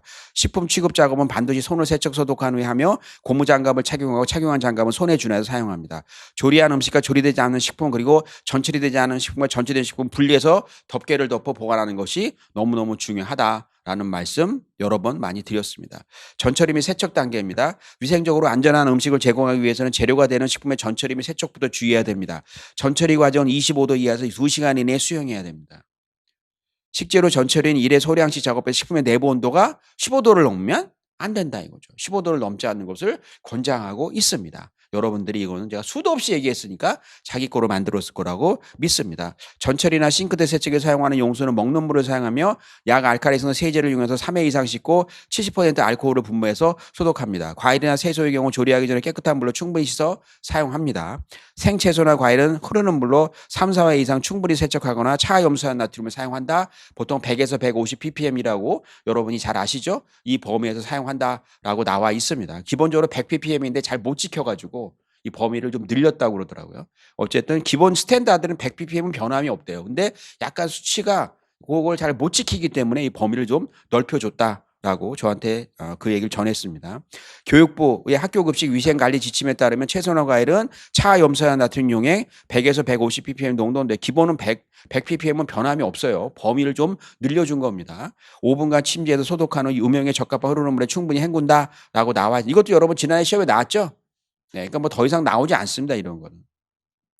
냉장고 및 냉동고에 꺼낸 식품은 신속하게 조리하여 식중독균의 오염을 방지할 수 있고요. 칼, 도마, 용기 등을 육류용, 생선용, 채소용, 조리된 음식용, 생식용 등으로 구분해서 사용하는 것이 중요하다.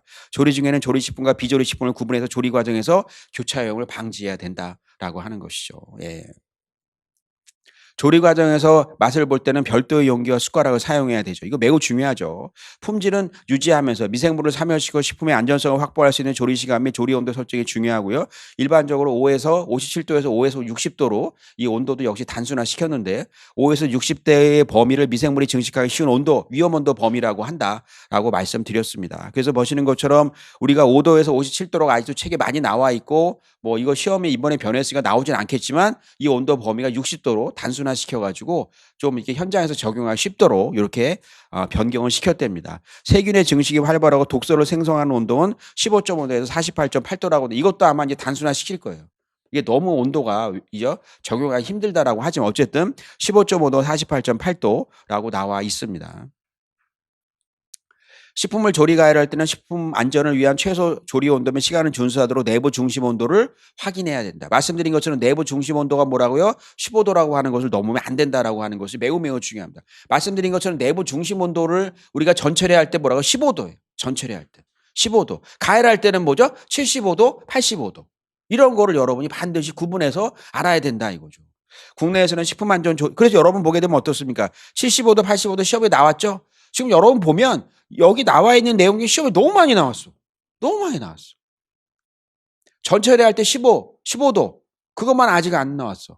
그죠? 예. 그래서 보게 되면 1분 이상 조리하도록 규정하고 있습니다. 조리식품 중 가장 두꺼운 부위 온도를 측정해서 1회 조리 분량마다 3회 이상 측정하는 거고 항상 뭐라고요? 그 온도로 내부 중심 온도다. 라고 하는 걸 여러분이 알아야 되겠습니다. 비가열 조리란 식품 자체의 감촉과 맛을 느끼기 위해서 열을 사용하지 않는 방법이고요.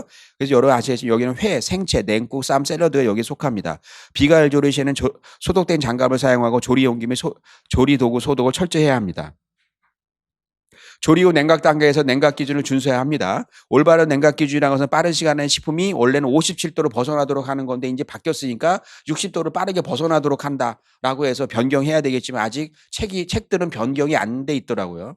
그래서 60도를 빠르게 벗어나도록 한다. 60도에서 그 전 기준 57도에서 21도까지는 2시간 이내, 21도에서 5도는 4시간 이내에 냉각시켜야 된다. 라고 하는 것이 나와 있죠. 냉면 육수도 냉각이 필요한 경우에는 급속 냉각기를 이용합니다. 뜨거운 음식을 냉장 냉동고에 냉각하지 않으며 선풍기나 에어컨을 사용하거나 상온 방치 냉각은 금지한다 라고 하는 거 여러분들이 잘 아실 거는 내용입니다. 2번입니다. 다음은 영양교육 이론과 교육 방법이 유행하는 내용이다. 작성 방법에 따라 기술하시오라고 나와 있습니다. 제 목표는 계속 나가다가 하루에 250장씩 슬라이드를 넘기는 게 제 목표입니다. 그러기 위해서 여러분이 적극적으로 그냥 고개를 가끔씩 끄덕여 주면 그것이 자극받아서 진행이 될 수 있다라고 하는 것이죠. 제가 사실 이번 주에 굉장히 바빴지만 여러분의 물론 인사치레겠지만 여러분의 그 상담을 받으면서 되게 기분이 좋더라고요. 제가 누군가에게 도움이 됐다는 것이.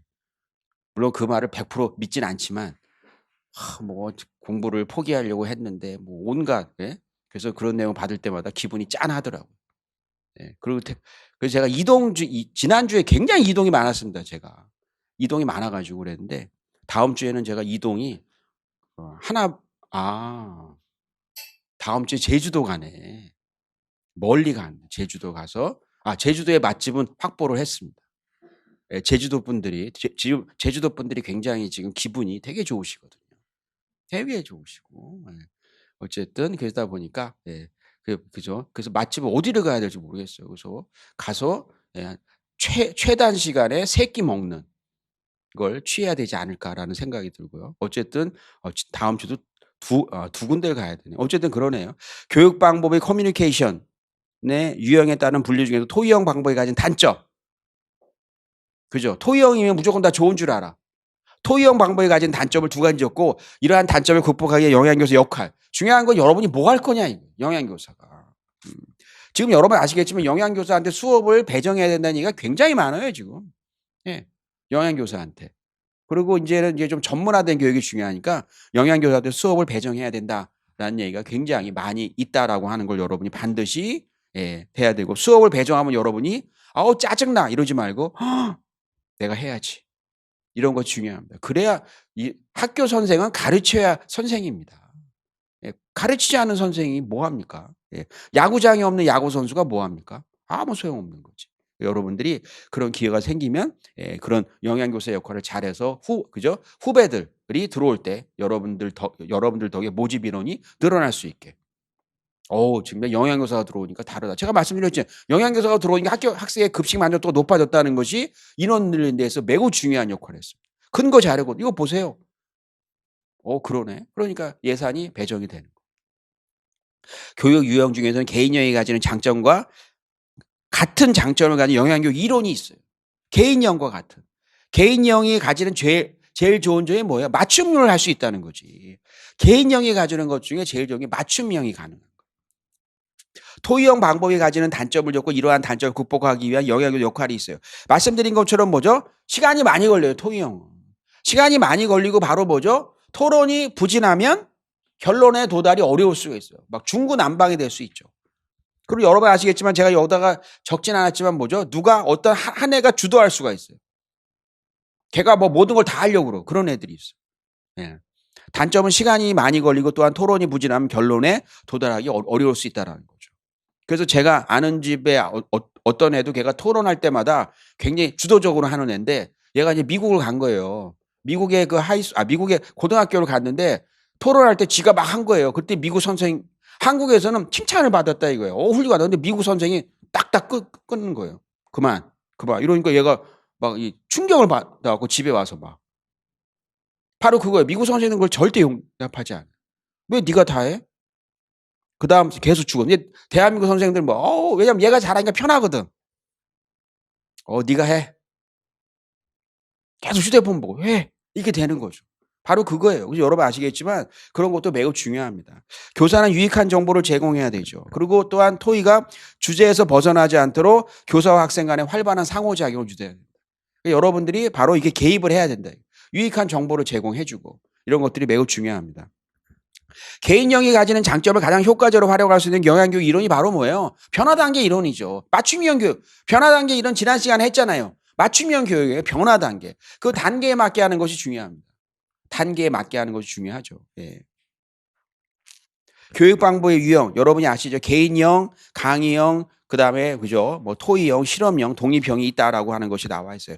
개인형은 여러분 아시겠지만 교육자와 대상자가 1:1 접촉으로 건강한 상호작용을 할 수 있는 거죠. 개인 특성을 고려한다고 나와 있습니다. 하지만 많은 시간이 걸린다는 게 제일 중요해요. 사실 많은 시간이 걸리죠. 그리고 말씀드린 것처럼 교육자의 전문적 상담 기술이 필요합니다. 토의형이 나와 있어요. 토의형은 그죠? 여기 나와 있는 것처럼 교육자 대상자 간의 상호작용이 물론 상당히 강한 그런 교육 방법입니다. 그리고 정보와 의견을 교환해서 협동적으로 결론을 도출한다라고 나와 있어요. 충분한 토의를 통한 결론이므로 식행동 개선 같은 걸 기대할 수 있고 교육자는 유익한 정보를 제공해서 토의가 주제에서 벗어나지 않도록 상호작용을 조절한다고 분명히 영양교사의 역할이 여기 써 있습니다. 이런 것들을 여러분이 알아야 되겠죠. 물론 이것도 말씀드린 것처럼 시간이 많이 걸리죠. 그리고 여러분 아시겠지만 아무래도 제일 편한 것이 강의형이잖아요. 그냥 혼자 그냥 떠들어도 되는 거죠. 근데 토의형이라면 시간이 많이 걸리고 번거롭다라고 하는 거죠. 토론이 부진하면 결론에 도달하지 못할 수가 있다. 그다음에 내담자의 능동적 참여가 중요하다는 것이 바로 그거예요. 한 명만 참여하면 이게 무슨 토의형이에요. 예, 독점형이지. 그러다 보니까 여러분이 그런 것들을 잘 유도해내야 돼요. 그죠? 소극적으로 좀 앉아있는 학생, 내성적인 사람 친구들한테는 좀 질문도 하시고 이렇게 계속 이렇게 끌어가야 돼. 그런 능력이 필요하죠. 이런 것들이 있다라고 말씀드릴 수가 있습니다. 그다음에 실험형이죠. 실험형은 대상자가 된 교육 자료, 전시 자료 시뮬레이션, 그다음에 뭐 여기 나와 있는 것처럼 견학, 역할놀이, 인형극, 동물 실험, 그러죠. 그럼 실험 등을 토대로 스스로 학습하도록 하는 거죠. 교육자는 교육 목적과 목표에 맞는 교육 자료를 제공하고 대체로 이런 것들을 보면 실험형 교육을 학생들이 일단은 좋아하죠. 네, 재밌으니까 이렇게 합니다. 그래서 대상자의 능동적 참여가 있을 때만 효과적입니다. 물론 토의형도 그렇지만 특히 실험형은 그렇죠. 특히 여러분 아시겠지만 견학 같은 거 갈 때 보면 거기 가서 많은 걸 배우고 오는 친구도 있지만 그냥 그죠? 김밥 먹으러 가는 친구도 그죠? 여러 명 있거든요. 그래서 대상자의 능동적 참여가 있을 때만 효과적이다라고 하는 거죠. 그다음에 선생님의 준비가 굉장히 많이 필요합니다. 이런 것들이 있겠습니다. 그래서 그런 부분에 대해서 여러분이 변화 단계 모델에 관해서 여러분이 잘 알아주셔야 됩니다. 그래서 이 변화 단계 모델이라고 하는 것은 우리가 고려전 단계인지 고려 단계인지 그렇잖아요. 지금 유지 단계인지 그에 맞춰서 우리가 해야 된다라고 하는 겁니다. 그래서 여러분은 바로 지금에 맞는 지금 앞으로 남은 기간 동안에 맞는 공부하는 것이 매우 매우 중요하다라는 말씀드리고 말씀드린 것처럼 제일 중요한 건 뭐죠? 저라면 특별히 제가 지적하지 않는 새로운 걸 하지 않습니다. 저라면. 물론 제가 다음 시간 뭐 이렇게 뭐 다 이유가 있기 때문에 매주 이렇게 한 뭐 두세 개씩 새로운 거를 넣겠지만 그런 거 말고 새로운 걸 굳이 하실 필요 없어요. 지금까지 한 것만 너무 많아요. 지금까지 한 것만이라도 잘 알아두세요. 진짜 그게 중요해요. 예. 그런 것이 매우 중요하다라고 말씀드리고 3 번입니다. 다음은 여러분들이 너무 잘 아는 아미노산의 등전점에 관한 질문이죠. 아직도 필수 아미노산을 모르는 분이 있어요. 정말 그러면 안 됩니다. 필수 아미노산이 뭔지 모르는 분이 있어요.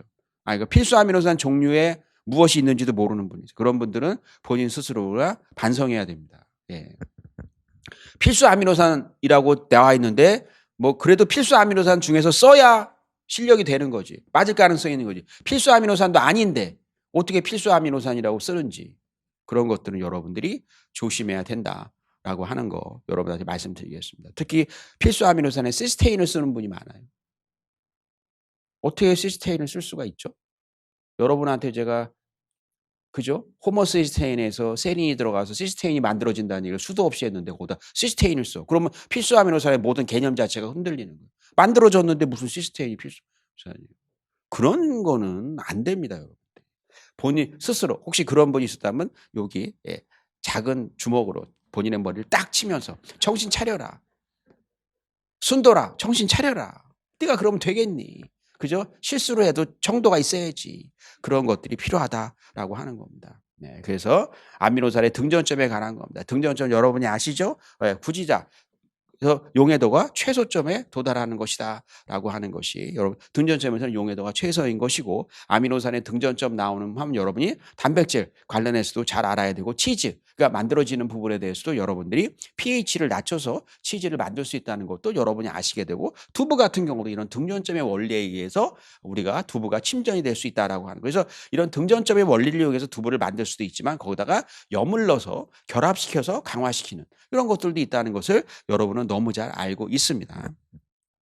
그래서 바알린이라고 예를 들었습니다. 바알린. 예. 그래서 바알린 이라고 하는 pKa1이 3.0, pKa2가 9.0이라고 나와 있습니다. 등전점을 구하라고 했습니다. 등전점은 여러분이 아시겠지만 더해서 2로 나눠주면 되니까 너무 쉽게 구할 수 있겠죠. 등전점에서 유화 능력입니다. 등전점은 말씀드린 것처럼 분산되지 않습니다. 침전됩니다. 그러니까 유화 능력은 퍼지는 거죠. 제가 여러분한테 분명히 인지질이 중요하다고 말씀드렸습니다. 그리고 거기에 관여하는 뉴클레오타이드가 CTP라는 말씀도 드렸습니다. 글리코겐 관련해서는 UTP가 중요하다고 말씀드렸습니다. 등전점에서 유화 능력이라고 하는 것은 우리가 당연히 떨어질 수밖에 없죠. 용해도 변화의 방향성을 줬고 그 이유를 설명하시어 나와 있습니다. 예. 등전점 아까 말씀하신 것은 두 개의 pK 값을 더하시면 되겠습니다. 발리는 여러분한테 더 이상 말씀 안 드리지만 격가지 아미노산입니다. 그리고 여러분 아시겠지만 이번에 격가지 아미노산은 유치원 때문에 더욱 중요할 수가 있다라는 말씀을 여러분한테 지난 시간에 분명히 드렸습니다. 루신이라고 하는 것은 매우 중요하고 사실은 루신은 독자적인 답안으로 나와도 손색이 없는 그런 아미노산입니다. 그래서 그런 부분에 대해서 여러분이 알아야 되겠죠. 두 개 더해서 2로 나눠주면 등전점입니다. 등전점에서 유화 능력은 최소가 됩니다. 유화는 서로 섞이지 않는 두 액체가 교질 상태로 분산되는 현상을 바로 유화라고 한다라고 말씀을 드렸고요. 그래서 아까 말씀드린 것처럼 인지질이라고 하는 것이 나오면 우리가 HLB라고 하는 것을 당연히 알아야 된다. 하이드로필릭, 리포필릭 밸런스라고 하는 것을 알아야 된다라는 말씀을 드렸기 때문에 혼합해서 문제를 낼 수 있기 때문에 알아야 된다는 말씀을 드렸습니다. 유화작용은 분산된 입자가 다시 응집하지 않도록 생깁니다. 따라서 유화력은 등전점에서 가장 낮고 산성 알카리소로 갈수록 증가하는 면을 보인다는 것은 뭐 여러분이 너무 잘 아실 것이요. 등전점에서는 용해도는 최소가 됩니다. 등전점에서는 순전화가 0이 되므로 분자 간의 반발력이 최소화되며 분자 간의 SS 결합 또는 이황화 결합이라고 우리말로 쓰셔도 돼요. 이황화 결합이나 SS 결합이나 소수점 결합이 생겨서 침전이 생기게 됩니다. 따라서 용해도는 최소가 된다라고 하는 것이죠. 여러분 지난 시간에 달걀이라고 하는 것이 달걀을 삶기 전 완숙 상태보단 반숙 상태에 있다가 소화가 잘 된다는 문제가 나왔을 때 여러분들이 의외로 잘 못 쓰더라고요. 의외로 잘 못 써요. 네. 그래서 그런 부분은 여러분들이 다시 한번 그런 것들은 특히 달걀에서 여러분 아시겠지만 녹변 현상 같은 건 잘 알아야 된다라는 말씀을 다시 한번 드립니다. 왜냐하면 달걀이라고 하는 것은 출제 현장에서는 항상 달걀을 가지고 시험 문제를 검토해 봅니다. 대한민국에서 달걀과 두부는 대한민국에서 필수적인 거거든요. 그러니까 여러분이 그런 부분에 대해서는 다시 한번 자기 걸로 아실 필요가 있다라는 말씀을 드리겠습니다. 단백질의 기능적 특성입니다. 단백질의 기능적 성질은 식품의 관능적 특성, 특히 조직적 특성에 많은 영향을 줍니다. 단백질의 기능성에는 용해도에 영향을 주죠. 이 용해도에 따라 여러분 아시겠지만 무엇입니까? 그죠? 바로 두부가 될 수도 있고 치즈가 될 수 있습니다. 바로 이 용해도에 따라서 여러분이 아시겠지만 식품의 그 형태가 많이 달라지는 특징이 있다라고 하는 것이죠. 점도 또 많은 영향을 받게 되고 유화력이라고 하는 것은 아까 말씀드린 것처럼 분산력을 말하는 거죠.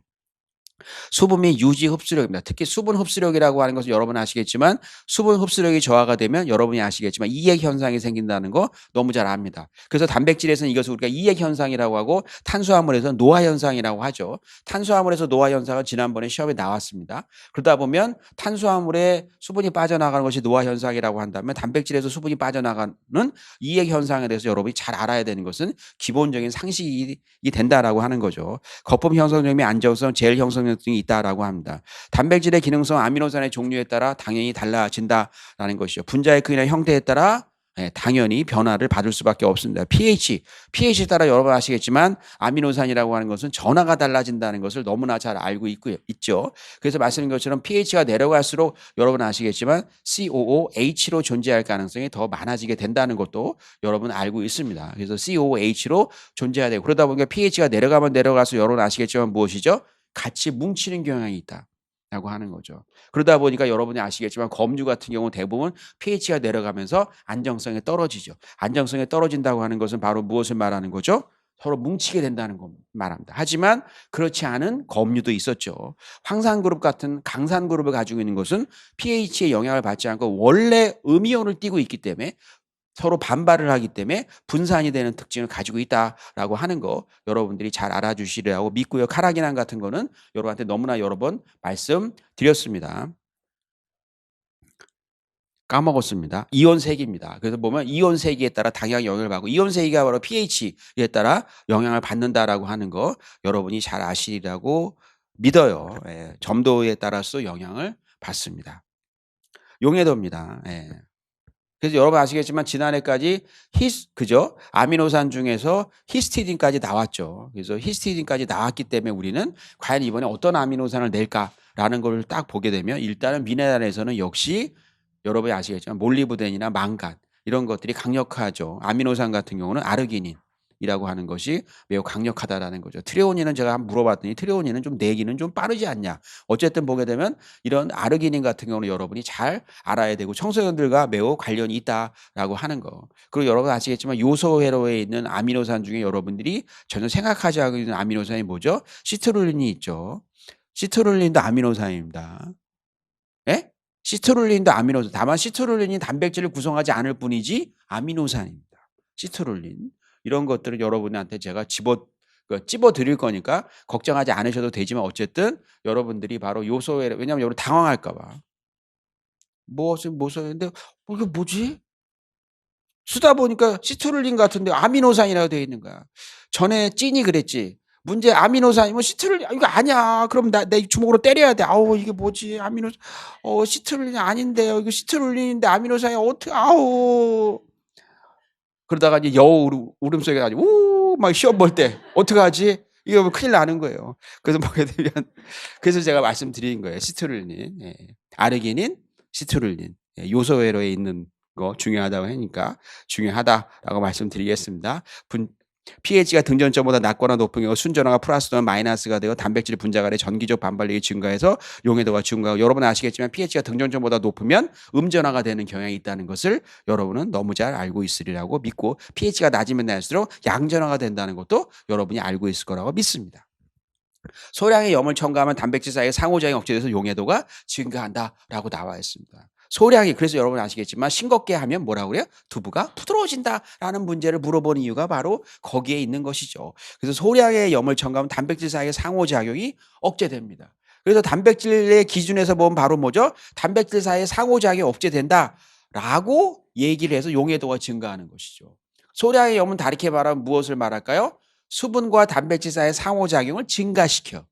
이렇게 표현해도 되죠? 무슨 얘기인지 아시겠죠? 단백질과 소금과의 상호작용을 증가시켜 라고 표현하면 이것이 여러분 아시겠지만 염용 효과가 되는 거다라고 하는 거죠. 하지만 얘는 단백질끼리 이렇게 표현하니까 단백질들 사이의 상호작용이 억제돼요. 이렇게 표현한 거죠. 그래서 용해도가 증가합니다. 그러나 염의 농도가 점점 높아지게 되면 염과 단백질이 결합합니다.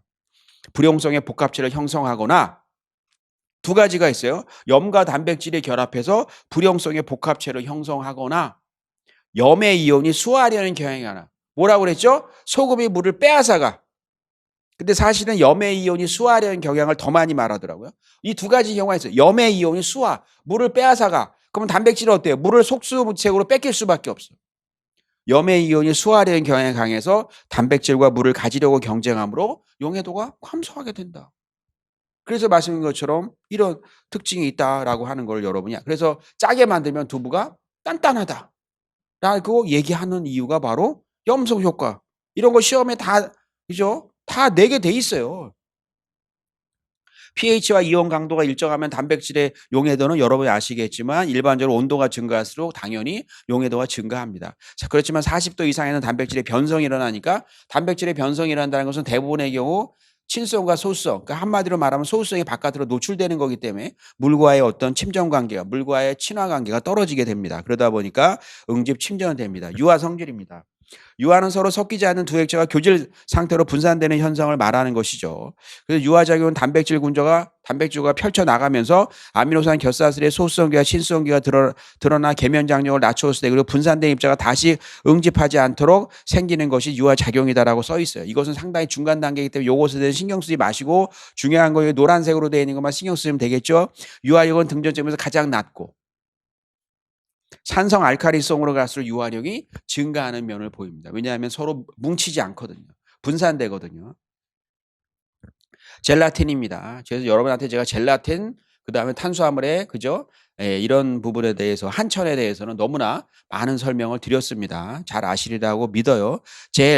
두부와 같이 변성된 단백질 질소정연화 망상 구조를 만드는 것을 말합니다. 젤을 만들기 위해서는 열 처리한 후 냉각 과정을 거치며 첨가물로 산을 첨가하는 경우도 있습니다. 젤화 속도나 젤의 강도를 높이기 위해서는 칼슘 이온과 같은 염을 첨가하기도 한다라고 여기 보면 나와 있습니다. 그래서 말씀인 것처럼 첨가물로 산을 첨가해서 단단하게 굳히게 한다라고 하는 거죠. 아까 제가 말씀드린 것처럼 pH가 내려갈수록 뭐라 그랬어요? 뭉치는 경향이 있다고 그랬죠. 여기서는 뭐예요? 젤이라고 하니까 그것이 좋은 거예요. 젤에서는 뭉쳐야 되니까. 무슨 얘기인지 아시겠죠? 분산할 때는 안 좋은 거죠. 젤이라고 하는 것은 뭉치는 거예요. 첨가물로 산을 첨가해서 뭉치게 하는 경향이 있다라고 하는 거죠. 그래서 마시면 젤화 속도나 젤의 강도를 높이기 위해서는 칼슘 이온과 같은 염을 첨가한다라는 것이 나와 있어요. 그러다 보니 여러분 아시겠지만 산이 들어가게 되면 뭐죠? 서로 뭉치는 경향이 있어요. 그래서 여러분 아시겠지만 단백질 같은 거 수프 만들 때 뭐라 했습니까? 그런 만약에 산 같은 것이 있는 과일 같은 걸 넣게 되면 기화 먼저 시켜라. 그런 이거 조리할 때 배웠죠? 바로 그거예요. 기화시켜라. 왜냐하면 덩어리가죠. 스프에 덩어리가 생겨. 자기야, 스프인데 아니 이거 덩어리 똑같아. 어차피 들어가면 소화 다 돼. 그렇게 말할 수가 없잖아요. 그죠? 바로 그런 거예요. 산을 넣으면 덩어리가죠. 젤화 속도나 젤의 강도를 높이기 위해서는 칼슘과 같은 염을 첨가하게 되고 이것은 여러분 아시겠지만 단백질에서 젤이지만 탄수화물에서는 팩틴과 동일했습니다. 그죠? 저메토시 팩틴 같은 거 칼슘 같은 거 넣으면 굉장히 이런 덩어리 형성을 잘해서 똑같아요. 탄수화물에서는 팩틴, 단백질에서는 젤이라고 표현했다라고 말씀드릴 수가 있겠습니다. 단백질의 pH를 등전점 부근으로 조절하거나 염을 첨가하면 단백질을 응집하려는 경향이 있어 젤을 형성하며 최저 pH는 7에서 8이다라고 나와 있습니다. 단백질의 pH가 등전점보다 멀리 떨어져 있으면 단백질 분자 간의 정전기적 반발에 의해서 젤이 형성이 되지 않습니다.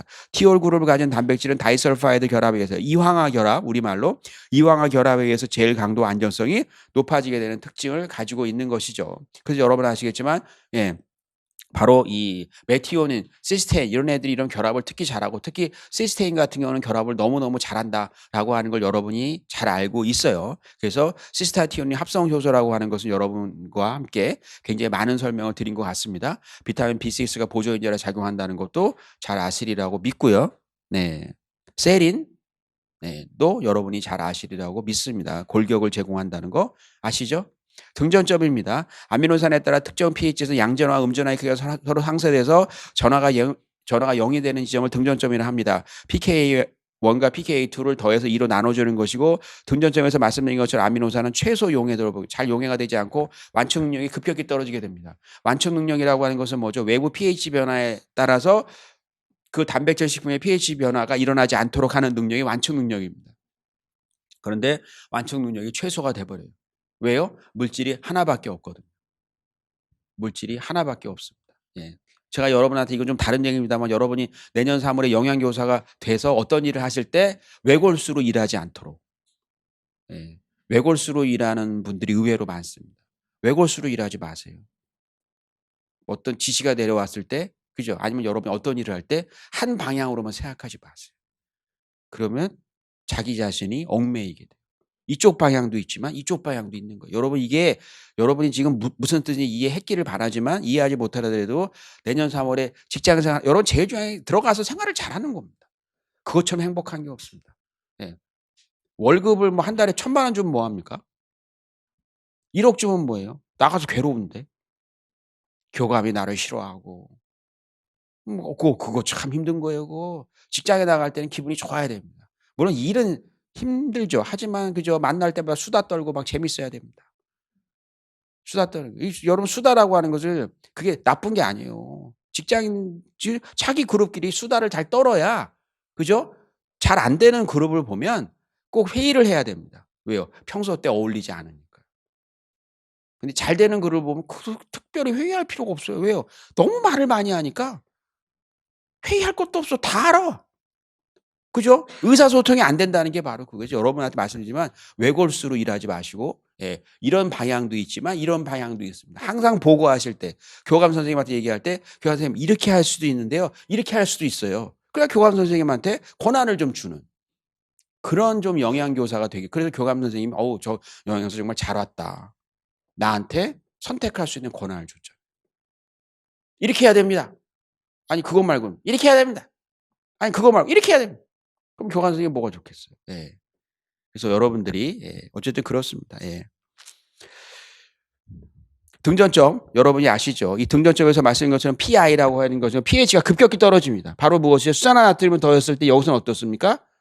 pH 변화가 별로 없지 않습니까? 근데 여기서는 pH 변화가 어때요? 급격하게 떨어져요. 이게 완충 능력이 없는 거예요. 그래서 외부에서 pH 그래서 우리는 완충 능력이 있기 때문에 제가 콜라를 먹어도 죽지 않습니다. 우리는 완충 능력이 있는데 식초를 넣어도 예, 식초를 넣은 냉면을 먹어도 죽지 않는다 이거죠. 예. 바로 그거죠. 예, 갑자기 그 생각이 나네. 이번에 저희가 진주 가서 냉면 먹으러 아주 잘하는 데가 있다고 그래서 예. 출장의 목적이 뭔지 모르겠지만 어쨌든 냉면집부터 갔어요 일단. 출장지 일단 냉면 먹고 들어가자. 그래서 냉면을 먹는데 저희 같이 온 직원이 그 친구가 키가 엄청 커요. 198 이야. 나 싫어 죽겠어. 198 그 얘 꼭 붙어 다녀. 198 이야. 190 거꾸리야 장다리 뭐야 얘는 막 이래. 그 물에 걸려요 막 198 이니까. 내가 볼 때 2m야 걔. 근데 거짓말이야 나한테. 198인데 걔가 이게 식초를 하다가 이게 잘못 넣었어요. 빡 쏟아졌어요. 내가 속을 잘 됐다. 어쨌든 그래서 어쨌든 이렇게 섞었어요 국물을. 근데 어쨌든 먹게 되면 그 식초를 우리가 먹을 수가 없어. pH가 떨어져서 냉면 먹을 때마다 제가 기도하고 먹어야 돼요. 콜라 못 먹어요. 근데 우리는 아무 pH가 안 떨어진 이유가 단백질 때문에 우리 몸의 pH를 항상 우리 몸에 그죠? 중성인 상태로 유지하는 거예요. 그러면 잠깐 쉬었다가 이어서 4번부터 보겠습니다. 수고하셨습니다.